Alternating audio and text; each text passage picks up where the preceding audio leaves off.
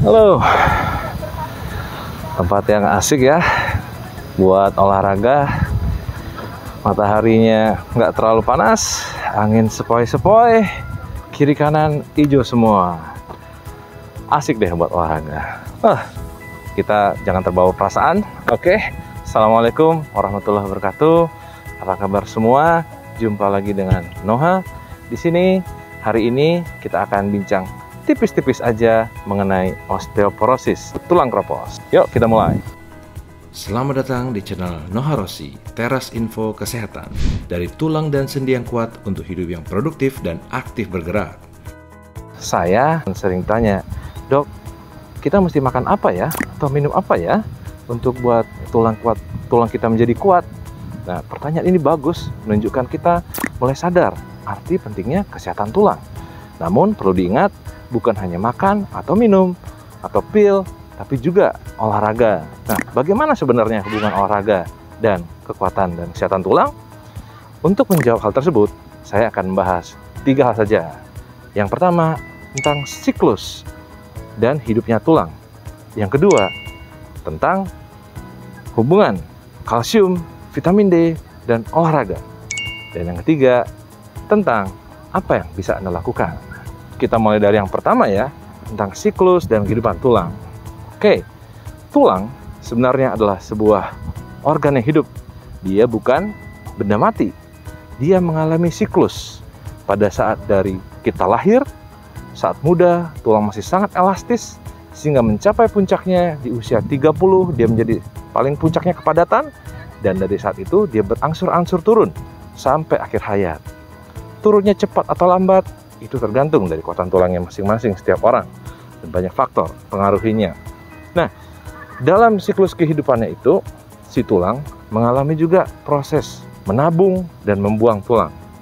Menabung tulang artinya, tulang mengambil bahan-bahan dari darah, seperti kalsium, untuk memadatkan tulang.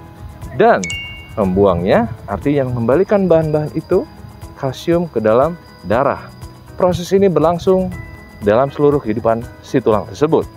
Nah, kondisi osteoporosis adalah kondisi di mana lebih banyak pembuangan tulangnya daripada yang ditabung. Sehingga akibatnya tulang menjadi tidak padat alias kropos. Kalau dalam kehidupan nyata nih, ini mungkin bisa dibilang besar pasak daripada tiang. Wah, itu peribahasa lama ya. Lebih banyak pengeluaran daripada pemasukan. Jadinya apa nih? Bokek dong. Bokek sama osteoporosis ini mirip tapi beda nih. Bedanya bokek ini kerasa. Waduh, kalau nggak ada di kantong nih, nggak ada duitnya. Wah, kita nggak bisa ada, mau beli apa? Mau beli makan nggak bisa ya. Mau cicil nggak bisa. Mau kadang-kadang kita mesti harus utang nih sama orang lain ya kan? Bokek tuh ya, kerasa. Osteoporosis sendiri itu pada saat udah hilang masa-masa tulangnya itu tidak terlalu kerasa dan tidak bergejala, dan bahayanya tulang yang sudah sangat kropos begitu jatuh dia patah. Nah, begitulah mengenai siklus dan hidupnya tulang serta osteoporosis. Lalu saya akan bahas yang kedua mengenai kalsium, vitamin D, dan olahraga ya. Nah, kalsium itu berarti perannya apa? Kalsium itu berperan untuk membentuk kepadatan tulang. Nah, selain kalsium ada juga vitamin D. Vitamin D perannya apa? Vitamin D berperan untuk membantu penyerapan kalsium ya di usus ke dalam tubuh kita. Vitamin D butuh dari mana? Pertama kita bisa dapat dari makanan juga, tapi kita juga bisa mengaktifkan vitamin D ini dengan berjemur ya, dengan cahaya matahari. Lalu yang berikutnya adalah olahraga. Kalau tadi kalsium dibutuhkan untuk membentukkan massa tulangnya, nah kita membutuhkan nih olahraga sebagai pancingannya. Pancingan gimana? Jadi begini, tulang ya, kalau dia merasa bahwa dia dipakai, berarti dengan olahraga, dengan beban, maka dia akan memberikan sinyal ke tubuh. Tapi kalau tulangnya itu tidak diberikan tekanan ya, cuman dibiarin aja, ya tulangnya akan membuang lebih banyak. Ya, kalau kita kurang bergerak ya, dalam waktu yang lama tulang akan semakin juga kropos. Jadi hubungan kalsium, vitamin, dan olahraga ini mungkin seperti grup musik untuk tubuh kita ya. Kalau semuanya bermain dengan asik, maka bunyinya juga akan merdu. Tapi kalau tidak seimbang ya, maka suaranya juga akan sumbang ya. Jadi harus harmonis. Bila saya jelaskan mengenai olahraga dan gizi, mungkin sebagian teman-teman akan menjawab, wah dok, itu sih saya udah tahu.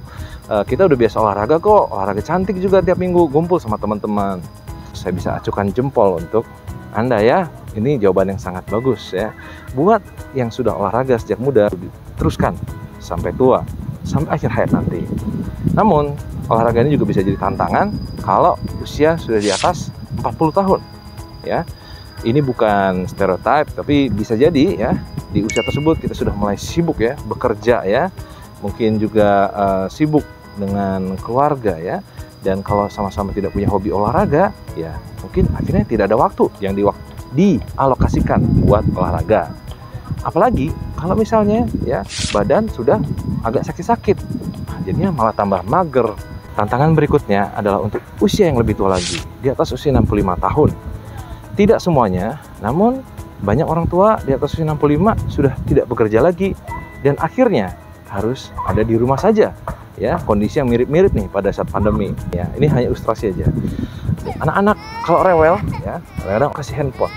Akhirnya anaknya jadi anteng ya. Tapi apa akibatnya? Ya, anak-anak jadi kurang stimulasi dan juga malah tantrum.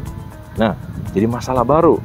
Kalau orang tua di rumah ya, mungkin supaya anteng gitu, tenang, tinggal ambil remote TV, duduk deh di depan TV seharian. Akibatnya ya kurang gerak ya. Akibatnya juga akhirnya tulangnya melemah, ototnya mengecil, apesnya pada waktu berjalan lalu terjatuh dan terjadi patah. Baiklah, kalau misalnya patah bisa diobatin, tapi kita nggak ngomongin itu di sini. Kita lebih ngomongin tentang pencegahannya. Kita akan bahas pengobatannya video yang lain ya. Dan ini mengantarkan kita ke poin ketiga ya. Apa yang bisa Anda lakukan? So, kita review dulu, balik ke awal, kembali kepada saat Anda muda. Pesan saya adalah nomor 1, kebiasaan.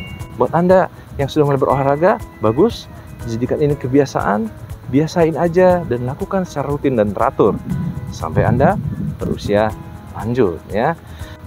Ada motivasi tambahan, misalnya harus kumpul sama teman-teman atau bisa selfie, itu bagus untuk penyemangat pertama. Tapi selanjutnya nggak ada apapun itu, yang penting adalah olahraganya. Oke? Nomor 2, pelan-pelan aja. Buat Anda yang baru mulai berolahraga dan baru semangat nih untuk olahraga, apalagi habis ngeliat video ini pengen olahraga, maksudnya adalah pelan-pelan aja. Karena kalau terlalu bersemangat, bisa jadi Anda bisa mencederai diri sendiri atau cuma di awal-awal aja. So, pelan-pelan, pastikan itu bisa konsisten. Dan yang ketiga, pesan saya, ajak yuk orang lain, ya, ajak juga orang tua untuk tetap aktif pada saat mereka masih bisa bergerak, ya. Sayang sekali kalau saat mereka sudah mengalami jatuh, baru deh nanti dipaksa-paksa harus jalan. Itu aja pesan dari saya, sesuai tagline channel ini, yuk kita sehat selalu dan aktif bergerak ya. Oke, sampai jumpa. Assalamualaikum warahmatullahi wabarakatuh.